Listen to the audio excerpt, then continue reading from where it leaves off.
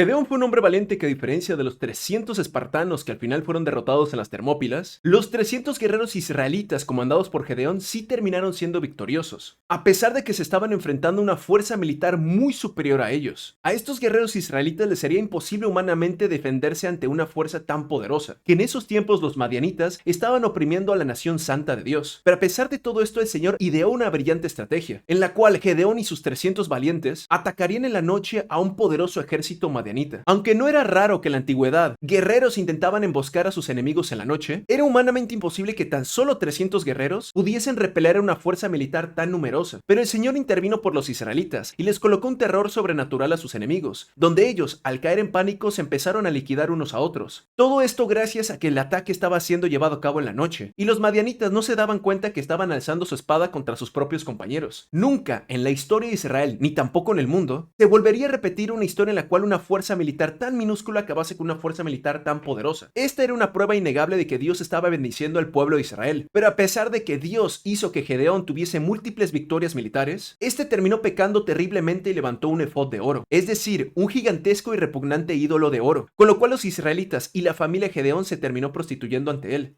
Esta historia nos muestra que muchos podemos recibir bendiciones de Dios y posterior hacer cosas que pueden ser repugnantes para el Señor, que en nuestra mente parecerían cosas buenas que podrían traer bendición para nuestras vidas, pero al final pueden ser actos que terminan ofendiendo a un Dios todopoderoso. Y como hoy en día la cristiandad levanta efodes de oro todo el tiempo, pensando que complacen al Señor, pero sin darse cuenta que lo ofenden terriblemente. Esta historia se asemeja mucho a lo que pasó con el becerro de oro en tiempos de Moisés. Obviamente nosotros sabemos que un ídolo de oro es algo totalmente repugnante para el Señor, pero hay que comprender que en esos tiempos el pueblo de Israel no tenía muy claro si los ídolos ofendían o no al Señor. Y tanto para la fabricación del efod en tiempos de Gedeón y el becerro de oro en tiempos de Moisés, el pueblo de Israel donó generosamente para la fabricación de estos ídolos, pensando que ese acto desinteresado terminaría agradando al Señor, mostrándonos estas historias que todos hemos cometido ese mismo error, haciendo cosas que pensábamos que eran deleitables para el Señor, pero al final terminan ofendiendo a nuestro Señor Cristo Jesús. Y yo sé que muchos al escuchar todo esto podrían decirme, pero hermano Daniel, el Señor mira nuestro corazón y Él sabe que hacemos las cosas con buenas intenciones, pero hay que entender que para el Señor no bastan solo las buenas intenciones, sino que también es vital obedecer al Señor tal cual como a Él le agrada. Eso mismo le pasó al rey Saúl, que terminó desobedeciendo al Señor, y él pensaba que con el saqueo de sus enemigos y los sacrificios que haría para él, eso terminaría agradando al Dios Todopoderoso, pero en cambio terminó siendo reprendido por el profeta Samuel. Ciertamente obedecer es mejor que los sacrificios, y el prestar atención es mejor que la grasa de los carneros. La historia del efod de oro de Gedeón nos muestra que ese acto, por más bien intencionado que haya sido, al final trajo consecuencias horribles para la vida de Gedeón y su familia, enseñándonos que al Señor lo tenemos que adorar tal cual como Él le agrada y no como a nosotros nos gustaría. Porque al igual que el fabricar un ídolo en la antigüedad requería mucho tiempo, esfuerzo y dedicación, pero por el hecho de no consultar a Dios, eso no trajo beneficio a sus vidas. Actualmente muchos cristianos hacen costosos eventos religiosos, levantan preciosos edificios religiosos y hasta componen música muy bien elaborada. Y sin duda, muchos cristianos hacen esto con la mejor de sus intenciones, pero al final nuestra ignorancia no nos exime del pecado. Si en verdad decimos que amamos a Dios, debemos hacer un esfuerzo para realmente conocer al Señor Todopoderoso y así poder comprender qué es lo que en verdad a Él le agrada. Esto me recuerda a una historia cuando yo era profesor, donde una ocasión un muchacho estaba perdidamente enamorado de una chica. Este chico sin duda sentía algo muy bonito por esta chica, pero el joven no paraba de estar siguiendo a esta muchacha. Era literalmente como una sombra con ella, le mandaba mensajes a cada rato, y aunque le hacía bonitos regalos, este niño no se daba cuenta que en vez de poderse ganar el afecto de esta niña, más bien estaba consiguiendo su repulsión. Aunque es cierto que en nuestro caso al Señor hay que buscarlo en todo momento, solo quiero aclarar con esta historia cómo muchas veces podemos intentar agradarle a otra persona tal cual como nosotros nos gustaría y no como esa persona le gustaría ser abordada. Y la historia de Gedeón nos refleja exactamente esto. El Señor mismo le hablaba a este hombre, lo bendijo con victorias militares, lo enriqueció enormemente de una de las familias más pobres de Israel a una de las más poderosas. Y a pesar de que fue un hombre valiente y esforzado, lamentablemente terminó cayendo en la idolatría, sin que su corazón se pudiese dar cuenta del terrible error que estaba cometiendo. Esto no significa que no hay que hacer cosas para el Señor.